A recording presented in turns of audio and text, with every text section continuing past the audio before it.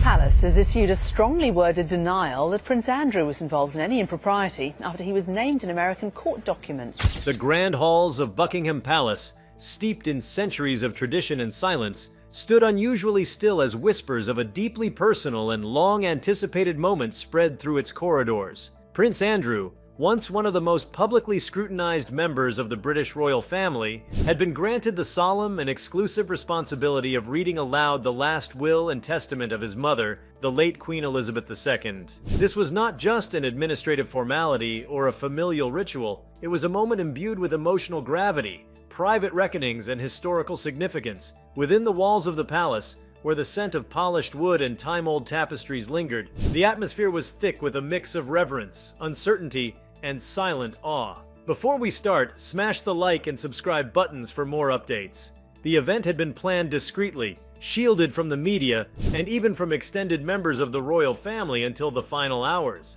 The Queen's will had long been a subject of quiet speculation, not only due to the immense wealth and estates it managed, but because of its symbolic power. How a monarch beloved by many and matriarch of one of the most scrutinized families in the world chose to have her final wishes carried out. And it was Prince Andrew, the Duke of York, whose recent years had been marred by scandal and retreat from public duty, who was to serve as the sole voice reading those final words. The decision alone sent subtle tremors across royal circles and inner staff. Why him? Why now? The room in which the will was read was not open to all. Key family members were present, each bearing their own complex relationship with the late Queen. Prince Charles, now King Charles III, sat still, composed but tightly wound, perhaps already anticipating the contents as both a son and sovereign. Prince William and Princess Anne, each trusted by the Queen in different capacities, listened with stoic attentiveness. The presence of Prince Harry, flown in discreetly, added a sharper edge to the air.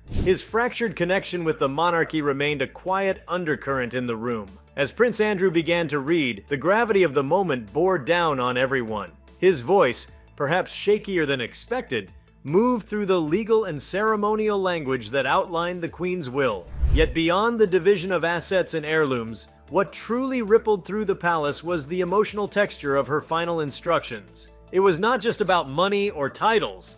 It was about legacy, memory, forgiveness, and the subtle reweaving of a family frayed by public and private tensions. Andrew read through the opening passages that spoke of devotion to the realm, her enduring love for her people, and the personal gratitude she felt toward those who had stood by her through times of triumph and trial. But soon, the will turned inward, addressing individual members of the royal family not just as heirs, but as children, grandchildren, and kin.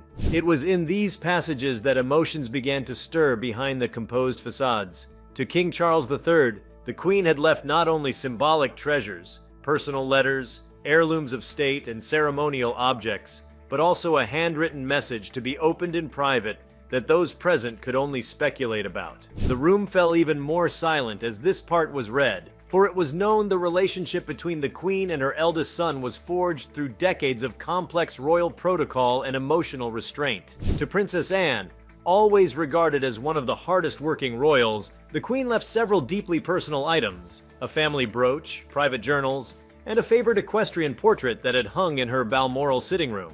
Anne's quiet nod as these items were mentioned was perhaps the most visible sign of affection in that hushed chamber. But it was when Prince Andrew came to his own mention in the will that Buckingham Palace seemed to hold its breath. Though diminished in public stature, Andrew had still remained a son in his mother's eyes. She left him a property in Windsor, not the grandest by far, but one that held sentimental value to both of them.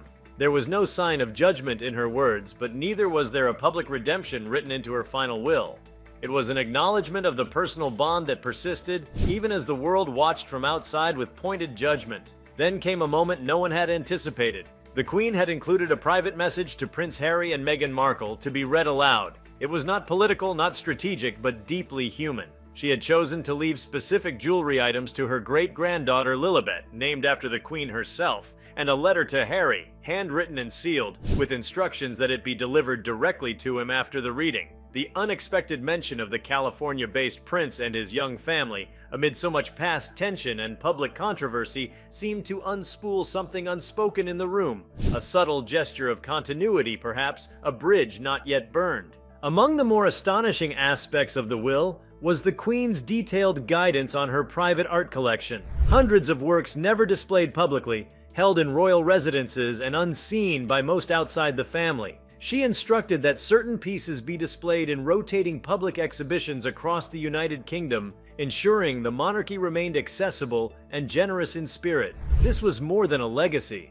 It was a statement about the monarchy's evolving role in public life. Perhaps the most poignant segment was not material at all. The Queen, known for her emotional reserve, had included a short written reflection at the end of her will. It spoke of faith, of duty, of the passage of time, and the hope that her descendants would find in each other the strength and clarity that she had always sought to provide. No one in the room spoke as this section was read. Andrew's voice grew quieter, almost reverent, as though he too had momentarily forgotten his own troubled place in the royal narrative, and was instead channeling the voice of the monarch, the mother, and the anchor they had all now lost. When the reading concluded, there was no applause, no response, no immediate discussion, just a prolonged silence heavy with emotion and the shifting of eyes between family members who now had more than just legal instructions to digest. The will was not merely a distribution of belongings, it was a mirror held up to each of them, reflecting who they had been in her eyes and perhaps who they could still become.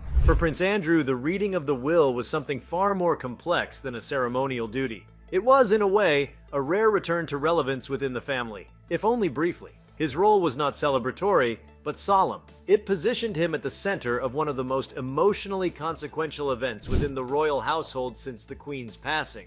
There was no redemption offered, no political reshuffling or restoration of titles, but his participation was undeniably significant. He had been entrusted with the most private of royal messages, and for a fleeting moment, the eyes of the monarchy, indeed perhaps the entire nation, had turned to him not in scandal, but in silence. The implications of the will's content, and especially the fact that Andrew was chosen to read it, echoed far beyond the gilded interiors of the palace. It suggested the Queen, in her final moments of authority, sought to convey something deeper than political messaging. Her decision to allow Andrew to read her final testament may have been an act of maternal grace, or a subtle gesture meant to remind the family that their shared humanity still mattered more than their titles. What resounded most powerfully was the late Queen's understanding of time and continuity. She knew the monarchy was an organism, always under pressure to adapt, and that the fractures within her family could not be mended by decree. But her will acted as a compass, pointing not to control but to conscience. It did not wield power, it extended grace. The royal staff, who stood at a respectful distance listening only partially, could sense the seismic undercurrent beneath the outward calm. This was no ordinary reading of a will. This was history unfolding in a private room, reshaping the inner terrain of one of the world's most enduring institutions. The Queen's absence was painfully present, but her voice, through her carefully chosen words, lingered. Even without any immediate outward response, subtle changes had already begun. Prince William's sideways glance at his brother Harry, Anne's tightening grip on the small jewelry case she'd been handed, King Charles's long exhale as he held the sealed letter, all spoke of inner shifts, emotional recalibrations, quiet reckonings. The aftermath would come inevitably. Questions from the press, speculation about inheritance, debate about inclusion or exclusion. But in this specific moment, suspended in the stillness of a palace both shaken and reverent, what mattered most was not the wealth distributed or titles reaffirmed. It was the clarity with which the Queen in her final written act reminded her family of their shared roots. She was gone, yes, but in her words she left not just a will, but a map.